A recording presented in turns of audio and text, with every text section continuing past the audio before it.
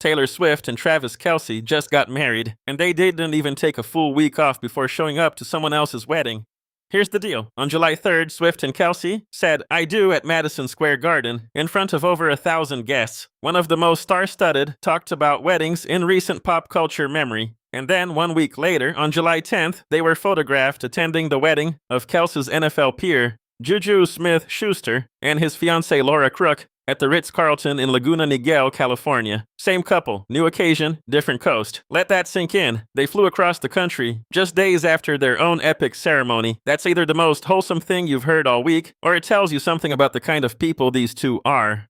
Let's talk about how Swift showed up because, of course, she didn't just show up. According to E! Online, she wore a pink and red strapless floral brocade gown by Markarian, the kind of look that says "I'm a guest" while also saying "I'm Taylor Swift." Red lip, sunglasses, the whole thing.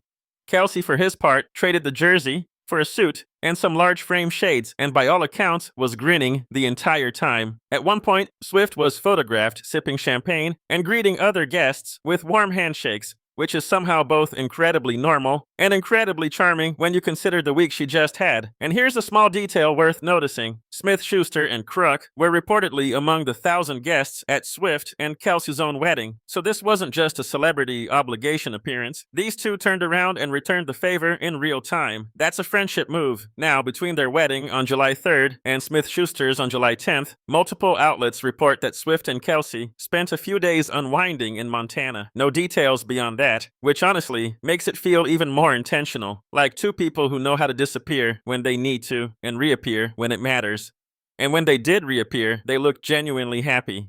Not doing press happy, actually happy. But let's go back to their own wedding for a second, because the details that have come out since July 3rd are genuinely remarkable. Swift and Kelce were dressed in Christian Dior Haute Couture, designed by Jonathan Anderson, who, according to E! Online, took over as the brand's creative director in 2025. Anderson reportedly worked in close collaboration with both the bride and groom on their custom looks. Swift accessorized with Cartier jewelry and wore custom Christian Louboutin shoes, as did Kelce. No official wedding photos have been released yet, which, given the scale of this thing, is a choice worth paying attention to.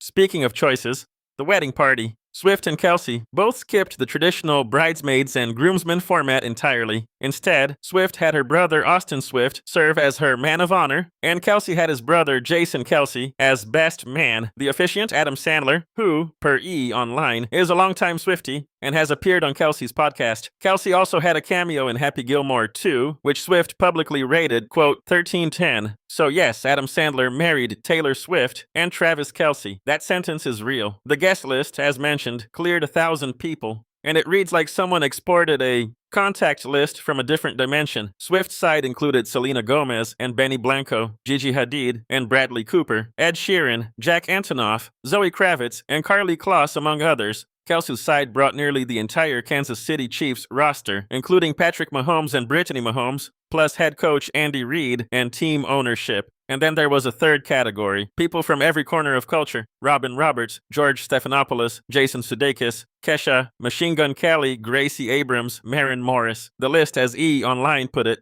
goes on forevermore. Now here's where it gets interesting. For every name on that guest list, there's a name that wasn't. Ryan Seacrest, Harry Styles, described by E! Online as Zoe Kravitz's fiancé and Swift's ex. Jamie King, whose son is reportedly one of Swift's godchildren, Blake Lively and Ryan Reynolds. The outlet notes that these were people previously in Swift and Kelce's inner circle, and frames their absence with a line about a frost having arisen in those friendships. Nobody has confirmed anything publicly, and E! Online is careful to say each person had their own reasons. But the absence of that particular cluster is a detail the internet is absolutely going to sit with. On the flip side, at least one person who was invited nearly missed it entirely. Producer Garrett Lee, per an op-ed by his wife, Melissa Garner Lee, received a text from Swift's manager and assumed it was spam. He ignored it. His wife eventually saw the invite and they made it. But that story alone tells you something about how locked down the whole operation was.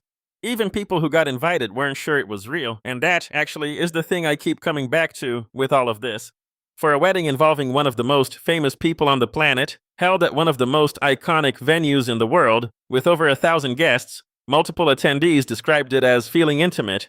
George Stephanopoulos said on GMA the morning after, "It was really this garden inside the garden. It's hard to imagine a place that big, and a wedding with such stars could feel so personal and so intimate. That's not a PR line, that's someone who was in the room trying to explain something that surprised them. 1 week later, Taylor Swift is in a Markarian gown at someone else's reception, sipping champagne and shaking hands and being, by all accounts, just a guest at a wedding. It's a remarkably grounded image for a woman who just had Adam Sandler marry her at Madison Square Garden in Christian Dior Haute Couture. I don't know whether that says more about her, about Kelce, or about what the two of them are building together, but it's worth thinking about. The official wedding photos still haven't dropped.